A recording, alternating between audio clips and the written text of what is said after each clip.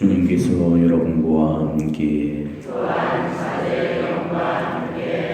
성 요한이 전한 거룩한 복음입니다.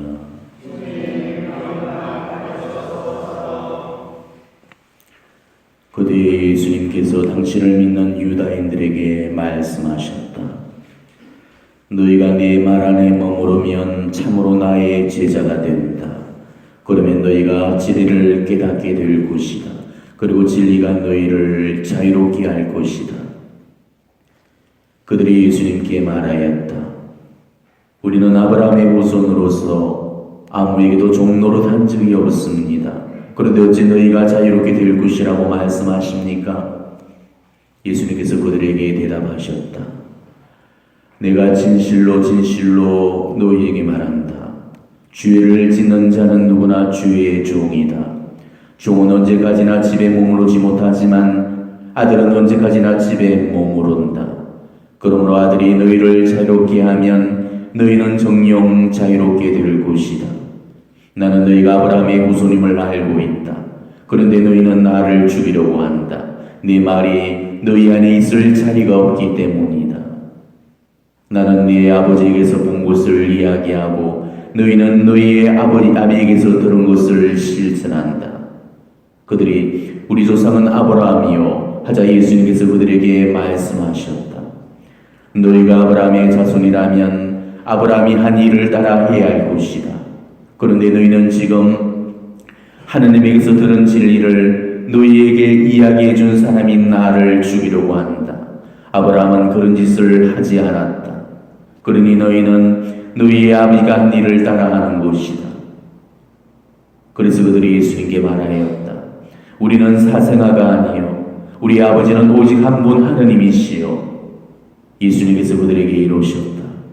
하나님께서 너희의 아버지시라면 너희가 나를 사랑할 것이다. 내가 하나님에게서 나와 여기에 와 있기 때문이다. 나는 나 스스로 온 것이 아니라 그분께서 나를 보내신 것이다.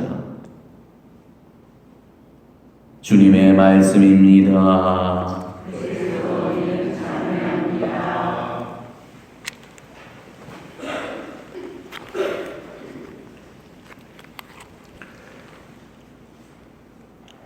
오늘 이 복음 말씀 묵상하면서 우리 예수님이 너무 불쌍하다는 그런 생각이 많이 들었습니다. 요즘 계속 봉독되고 있는 그 복음이 요한복음이 계속 이어져서 읽혀지고 있습니다. 그리고 그 내용들도 보면은 유대인들과의 논쟁 사화가 계속되고 있습니다. 이 완고한 그런 유대인들은 끊임없이 예수님을 공격해왔고 또 유대인들의 그런 논박과 추궁에 대해서 예수님께서 일일이 대응해 주시면서 그렇게 자세히 설명을 해 주시는데도 아무리 얘기를 해줘도 믿으려고 하지 않고 받아들이려고 하지 않는 그 모습에서 우리 예수님이 얼마나 답답해 하시고 속상해 하시는지 그 예수님의 그 아파하시는 그런 마음이 고스란히 느껴지는 거였습니다. 거기다가 오늘 복음에서 또 예수님께서 그 말씀하신 그 대상자들을 보면은 오늘은 완고한 유대인들이 아니었죠. 당신을 믿는 유대인들에게 하신 말씀이었습니다. 자, 오늘 복음은 이렇게 시작이 되고 있습니다. 그때에 예수님께서 당신을 믿는 유대인들에게 말씀하셨다. 자, 그런데도 당신을 믿는다는 이런 유대인들조차도 예수님 말씀 앞에 대들고 따지면서 맞서고 그러니까 그 외로움이 얼마나 크고 깊었겠는가를 한번 묵상해 보도록 하십시오. 믿어줄 것 같은 사람한테서 불신을 받는 것, 이해해 줄 것 같은 그런 사람들한테서 오해를 받는다는 것, 인정해 줄 것 같은 그런 사람들한테서 비난을 받는다는 것, 지지해 줄 것 같은 그런 사람들한테서 반대를 받는다는 것, 이게 얼마나 아픈 일인지 모릅니다. 알아주지 않는다는 것, 믿어주지 않는다는 것, 아마 세상에 이보다 가슴 답답한 순간이 어디에 있겠습니까? 정말 믿게 하고 싶은데도 도대체 믿으려 하지를 않고 알려주고 싶은데도 도대체 알려고 하지 않는 것, 이게 얼마나 힘 빠지고 맥 빠지는 일인지 모릅니다. 오늘 예수님께서 무슨 틀린 말씀을 하신 것도 아니었죠. 단지 그 인간의 지성으로 이해할 수 없다 해서 받아들일 수 없다면은 그는 하느님을 옳게 믿는 것이 아니고 신앙을 사는 것이 아닙니다. 인간지성으로 이해할 수 없다고 해서 하나님을 받아들이지 않겠다는 것은 우리 인간의 또 다른 무지가 빚어낸 무지인 거죠. 우리 하느님이 인간지성 안에 온전히 이해될 수 있다면 그분은 더 이상 하느님이 아니신 겁니다. 하느님이 정말 하느님이실 수 있는 그 이유도 우리 인간의 지성을 초월해서 존재하시는 분이시기 때문에 그래서 하느님이신 거죠. 마찬가지로 예수님께서 하느님이신 이유도 인간의 지성으로는 온전히 이해되어질 수 없는 분이기 때문에 그래서 하느님이신 겁니다. 그런데도 유대인들은 인간의 지성으로만 예수 그리스도를 이해하려고 했기 때문에 그래서 믿으려고 하지를 못했고 받아들이려고 하지를 못했던 겁니다. 우리 교회도 믿을 교리가 있고 지킬 계명들이 있죠. 특히 우리 가톨릭의 교리 가운데는 우리 인간의 지성으로는 전혀 이해할 수 없고 받아들일 수 없는 그런 교리들이 많습니다. 예를 들자면은 삼위일체 교리라든지 마리아의 4대 교리 이런 거는 우리 인간의 지성으로 전혀 깨닫지 못할 우리 하느님 신비의 영역에 속하는 그런 교리입니다.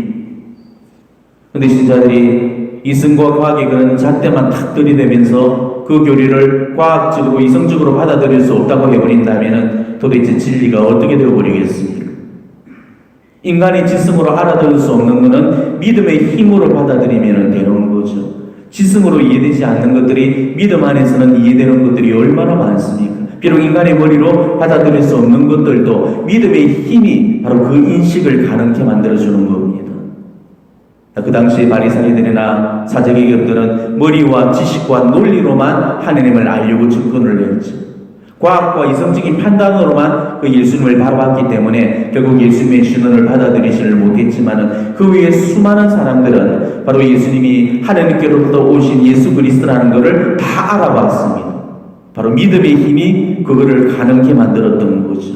그들은 예수님이 하셨던 그 말씀, 예수님께서 보여주셨던 수많은 이적과 표징들을 믿고 따름으로써 예수님을 인간지성으로 깨달은 것이 아니고 신앙의 힘으로 그 신적 지혜에 도달할 수가 있었던 것입니다.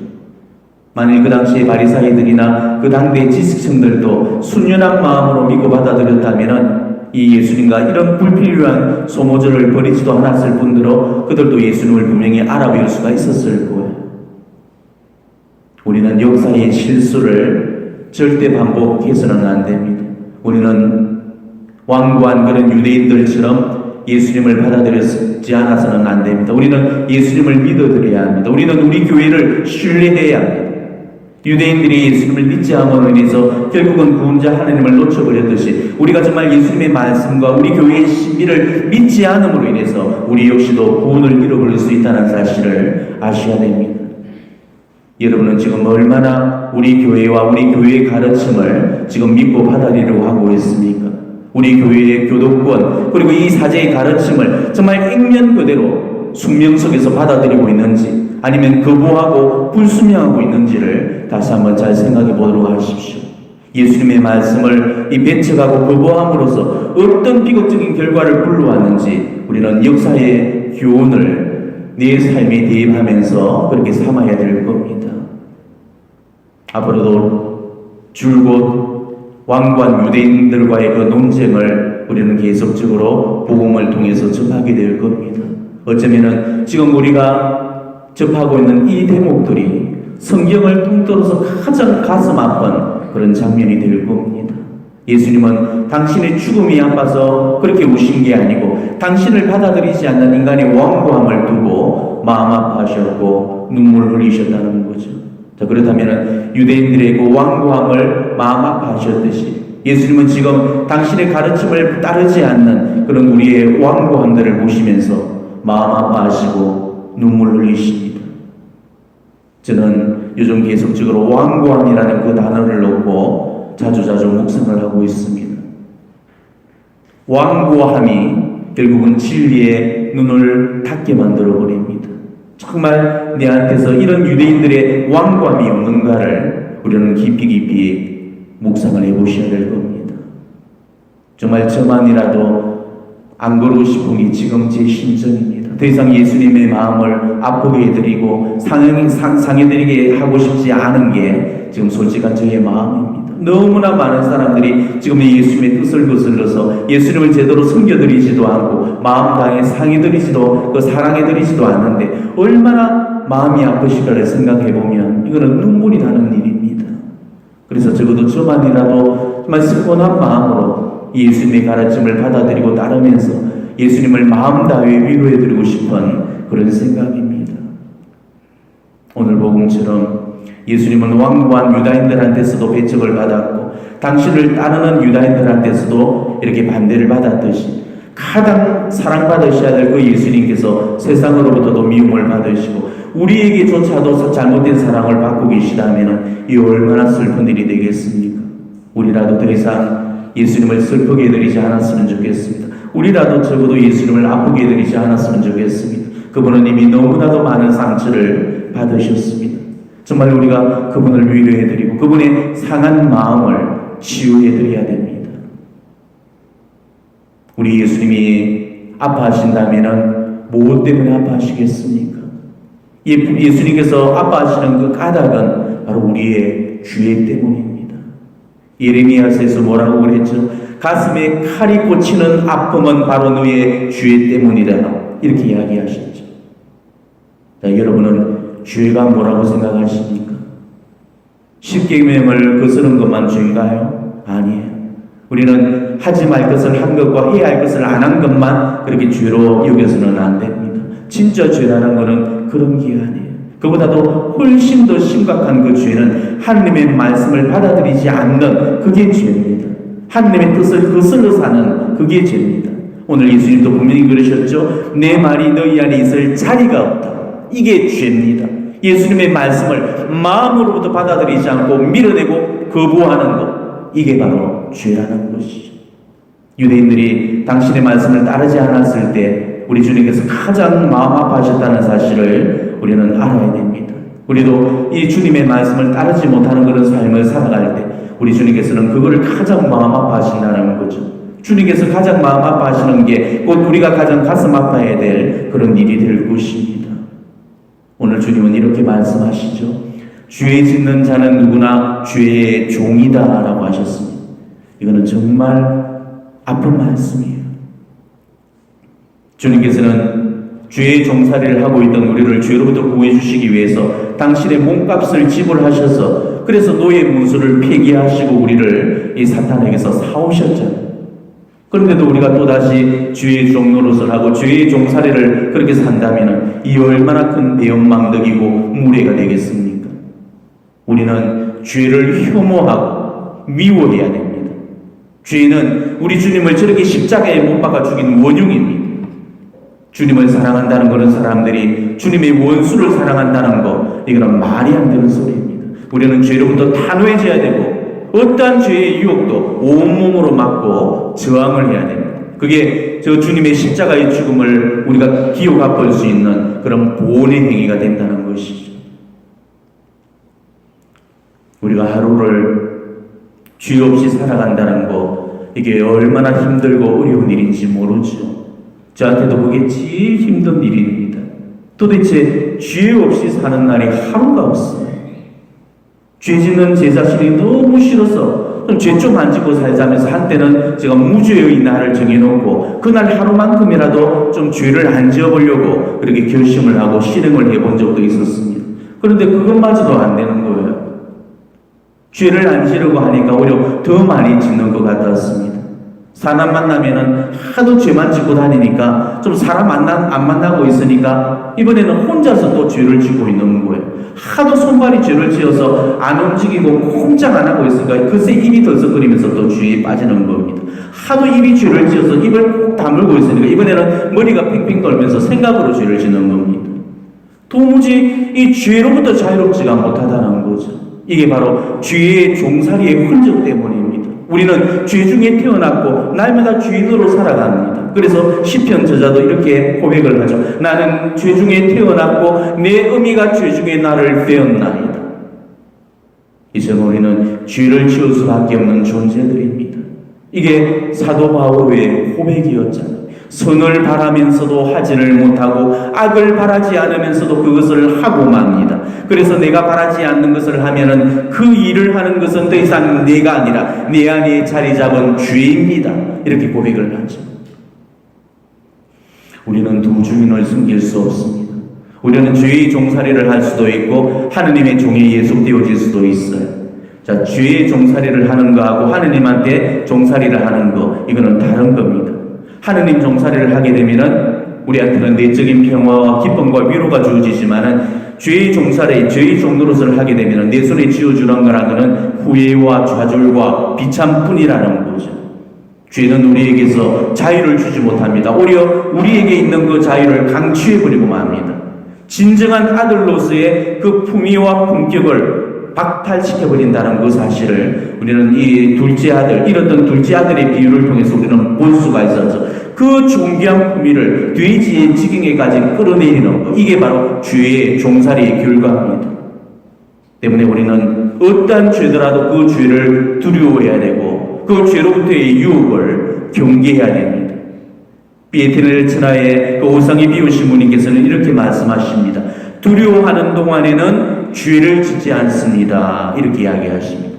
두려워하는 동안에는 죄를 짓지 않는다는 것. 그러니까 하느님을 두려워하는 그 사람은 결코 죄에 빠질 수가 없다는 거죠. 우리가 하느님에 대한 두려움을 잃었기 때문에 그래서 우리는 죄를 지을 수밖에 없는 거죠. 하루 중에 모르고서 짓는 죄도 얼마나 많습니까? 그런데도 우리가 알면서도 굳이 죄를 짓는다는 것, 이거는 정말로 죄질이 나쁜 겁니다.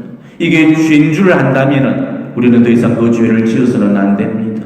우리는 어떠한 죄로부터 맹렬히 저항을 해야 됩니다. 죄는 우리 하느님께서 가장 혐오하시는 겁니다.